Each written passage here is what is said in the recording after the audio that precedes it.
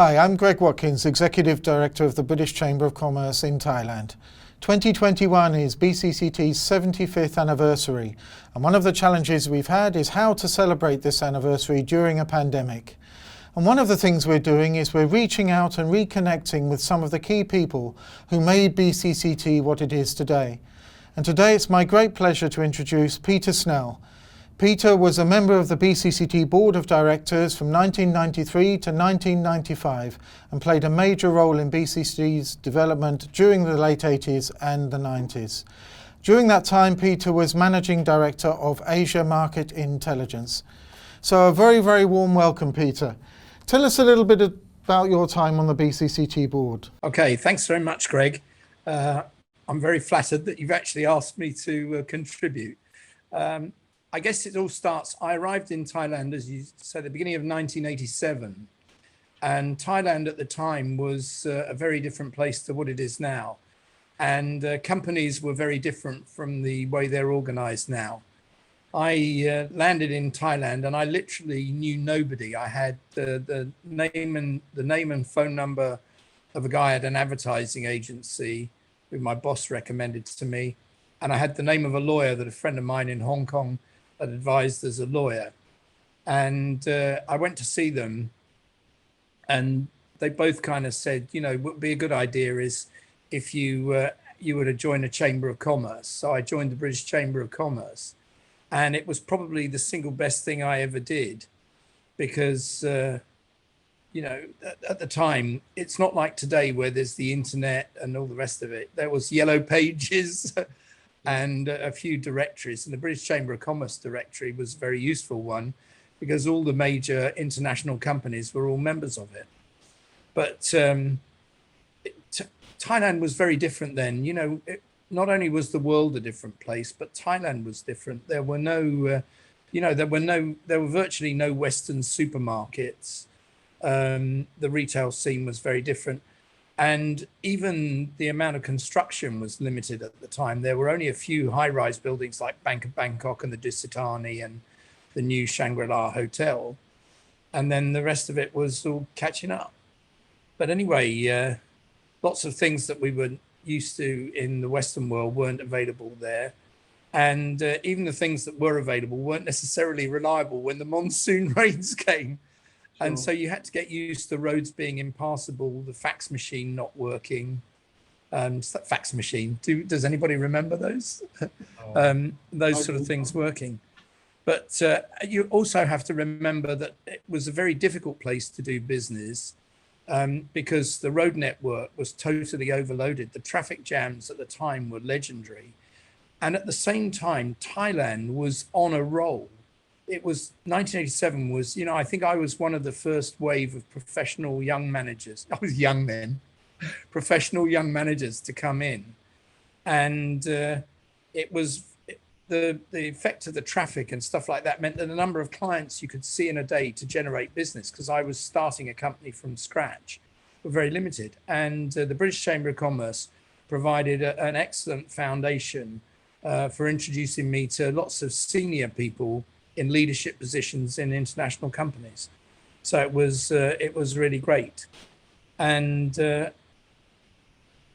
just as an example, the kind of people I met when I joined the British Chamber of Commerce, the chairman of Unilever in Southeast Asia, which was their biggest operation in Asia Pacific outside India at the time, the chairman of East Asiatic Company, the head of Inchcape, and of course, Brian Baldwin, who was the chairman of the British Chamber of Commerce, the head of Castrol, which at the time was Castrol's sixth biggest operation in the world. So it was a great place to meet business leaders. And I got really involved with the chamber, giving presentations and joining in all the events because I was the data guy. I had lots of information to share with the members. And after a couple of years, they asked myself and Paul Scales, who was the managing director of Jones Lang LaSalle or Jones Lang Wootton, I think it was then, just became Jones LaSalle afterwards. Paul and I were asked if we would stand for election because they wanted some new young blood on the committee, on the board. and we both stood, and miraculously, we both got elected. So it was fantastic, and I think we both benefited immensely from that because it raised our profile. You know, we were seen in the same light as some of these other really senior guys. And for us, Paul was also just doing a startup there at the time. So, what's your single enduring memory of your time on the board? actually, the thing I remember most about it was getting involved with the chamber, and then when Thailand was sort of strolling away from the rest of Indochina, if you like. One of the things that I really remember was us organizing, because everybody in Thailand was sort of Thailand centric, and we started looking and saying, well, what could Thailand do that would give our jobs more scope and everything else? And we looked at Indochina, and you've got to remember at that time, we don't think about it now, but at that time, the 4 countries that are in Indochina, you know, Vietnam, Cambodia, Laos, and Myanmar, were 4 of the 10th poorest countries in the world. So everybody said, well, why are they going to be of any relevance? But when we so we organized trade missions there to see if there were any opportunities to expand our businesses outside of Thailand. And those were really incredible. We were real pioneers. We were the first people to go in there, you know, especially into Burma, Myanmar, because at the time that was, you know, sanctioned by nearly everybody. Probably is now again. Yeah. But it was fantastic. And the trips to Vietnam and Cambodia and Laos were really eye openers. You know, they took you back. If you felt when you went to Thailand, you'd gone back. You know, I came from 3 years in Hong Kong to Thailand in 1987. That was quite a step backwards in time from the infrastructure I was used to in Hong Kong. And when I went to Cambodia, Vietnam, and Laos and Myanmar, that was step back again. So that was one of the most enduring memories there. Sorry, how do you think Thailand has changed since your time here? Well, okay, one of the things that was amazing when we went to live there, you know, as I said earlier, it was quite undeveloped compared to the other. You know, I'd lived in London and Hong Kong, and getting to Bangkok, where you know, not all the roads were even made up, and they were busy still. They were still trying to build the SkyTrain and the underground railway and everything else, and the overground roads to ease the congestion. But what was amazing was when I got there, I think the timing was immaculate, quite by accident, by the way, is Thailand grew so fast. And I remember one of the growth years in Thailand being something like 13.5%. You know, GDP growth year on year, and you could literally see the skyscrapers springing up out of the ground, and in no time at all, from my office in the Wall, my first office was in the Wall Street Tower on Suriwong, and from there I could see at least 100 cranes on the horizon in the first 18 months, 2 years. So Thailand grew dramatically, and the amount of inbound foreign direct investment was huge. You know, so there were businesses growing everywhere. The Japanese were pumping in a ton of money. And the other thing I remember very clearly is we used to do some work in the travel sector, which obviously is very big. And at the time, they had Visit Thailand year in 1987 to coincide with the King's, which birthday? 60th birthday, I think, probably. And their aim was to get 3 million visitors. So what's Thailand now? 35 million a year? Well, pre-COVID, yes. Yeah, pre-COVID. Obviously, that's one of the things. But that was it. So, you know, I was talking to another mate of mine who I made in Thailand, a guy called Chris Drake, who used to be legal counsel at Standard Chartered when I was there, and was also a good supporter of the British Chamber of Commerce. And he said to me, you know, we were there in the golden years. And I'll come back to that later, but because of the amount of inbound foreign direct investment and the amazing success of the tourist industry in Thailand, it really grew. And then all the infrastructure began to grow around it. You know, the rate of growth, the emergence of the railway, the overground railway, whatever you call it there, the overground railway and the underground railway and the elevated roads. You know, the construction sector was huge. And of course, the building of all the office blocks and condominiums. So the whole thing, and then all the infrastructure for the tourism industry. Sure. So the whole thing was, all I remember about, what I remember most about Thailand was it was incredibly dramatic, the growth. Okay, Peter, tell us a little bit about what Peter Snell did after he left Thailand and what Peter's doing now. I think it's distinctly linked to Thailand and its opportunities.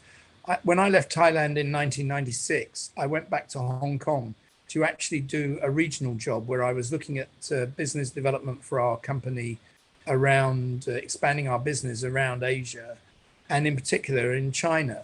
Mm-hmm. And I think what happened in the 9 years I was in Thailand, the early years in Thailand, Thailand grew dramatically because of the FDI. But then, you know, and we saw the emergence of industries like cars and electronics and watches and all the rest of it. And then China, about the time I went back, China started to really emerge and become the dominant force in the Asia Pacific stage. And that kind of took away from Thailand, I think, some of the gloss that had been on it during the years that I was there. What I've been doing since then, though, is I left in 96. I went back to Hong Kong. I then got a series of regional and global positions that took me from Hong Kong to Singapore to Tokyo and then to Seoul, and then back to Singapore, and then finally back to Hong Kong, where I retired in 2019. And I think in some respects, Thailand failed to fulfill some of its early potential, but I think that there's an opportunity for it to come again. I think that segues nicely into the next question. I mean, you're eminently well qualified to give your views on this and how you see Thailand's role in the post-COVID world. Okay, well, I think Thailand has a fantastic opportunity in the post-COVID world, and it's COVID linked to also the spat between China and lots of other countries. You know, China's waging trade war, not just with America, but with Australia and a lot of other countries that have invested a lot in their supply chains, which are to a large extent dependent on China. And I think what's happened with COVID is people have realized that those supply chains aren't diverse enough. And they are going to look again at Asia Pacific. And I think China will be bottom of the list because it's not competitive. Thailand's wages are still quite competitive on a global scale. And I think that, and they've now got infrastructure to cope with it. And they've got a lot of expertise they've amassed over the last 25, 30 years of inbound foreign direct investment that Thailand, if it plays its cards right, will have, with its service sector driven by tourism and some other services, and its great manufacturing, you know, its automobile sector and its electronics sector, it's got a chance to really establish itself in supply chains as a reliable part. So I'm quite optimistic that Thailand can come again because it's still competitive, and it actually has a better opportunity now in some ways than it did when I came, because they had to build all that infrastructure then. It's now 30 years down the track and it's much more developed. Couldn't agree more, Peter. Just a final question for you. I mean, what's your favourite place in Thailand, and what's your favourite thing to do here? Don't say the British Club. No. I have so many great memories of Thailand, frankly. You know, I went there partly to have a family because my wife was pregnant when we took the job in Thailand, and we could have a better standard of living there. And so we were able to live in a house with a garden. And, you know, if you lived in Hong Kong, you live in a flat, which is pretty small. So the standard of living that we had, and, you know, I was blessed with twins, which means double the amount of work to start with. And the great thing about Thailand is the people there are so nice, and having domestic help was economically viable. So we had a great time. And as the kids grew up, it was going away to the beach, down to places like Rayong, Chaam, Hua Hin, and being able to get away from the hustle and bustle of the city for the weekend. Those are some of the great things. And of course, the food is fantastic. And then all the friends I made, both at the British Chamber of Commerce, and you mentioned it, and the British Club, where I was captain of rugby. And I'd like to say a lot of the people I was friends with at the British Chamber of Commerce and the British Club were similar people. But actually, all of those relationships have stood the test of time. I'm still great friends with a lot of the people who I was pally with in Thailand in the early days. So it's been and you'd be amazed how many of them I've met all over the world in different places since then. So it's been really helpful. Thanks very much indeed for joining us. It's been great to see you again. I mean, you and Jimmy Howard were the two people I met when I came to Thailand in 1989 at the British Club, and it's always great to have welcoming faces, welcoming people when you come to a country first. Don't be a stranger. Do come and see us when the skies open again, and we'd love to see you. Yeah, well, as soon as they're open again, Thailand is definitely on the list for a visit. Fantastic. Thanks again, Peter. Okay, thanks very much, Greg. Nice to talk to you.